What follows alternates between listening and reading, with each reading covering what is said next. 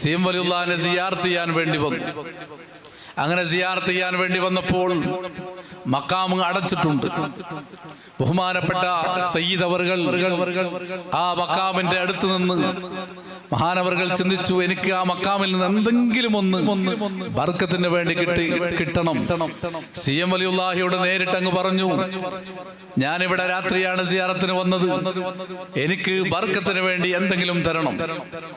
ആ സയ്യിദ് അവർകൾ പറയുകയാണ്, പെട്ടെന്ന് ഒരാൾ വന്നു, ആ മഖാം തുറന്നു, എന്തോ ആവശ്യത്തിന് വേണ്ടിയാണ്. അദ്ദേഹം ഉള്ളിലേക്ക് പ്രവേശിച്ചു. അവിടെ നിന്ന് ബഹുമാനപ്പെട്ട സി എം വലിയുള്ളാഹിന്റെ മഖാമിൽ നിന്ന് കുറച്ച് പച്ചപ്പട്ടെടുത്ത് എനിക്ക് തരികയുണ്ടായി. ബഹുമാനപ്പെട്ട സി എം വലിയുള്ളാഹിയോട് ഞാൻ ചോദിച്ചതാണ്, സി എം വലിയുള്ളാഹി തന്നെയാണ് അദ്ദേഹത്തെ കൊണ്ട് എനിക്ക് നൽകിപ്പിച്ചത് എന്ന് ബഹുമാനപ്പെട്ട സയ്യിദ് അവർകൾ ഒരിക്കൽ പറഞ്ഞത് ഞാൻ ഓർക്കുകയാണ്.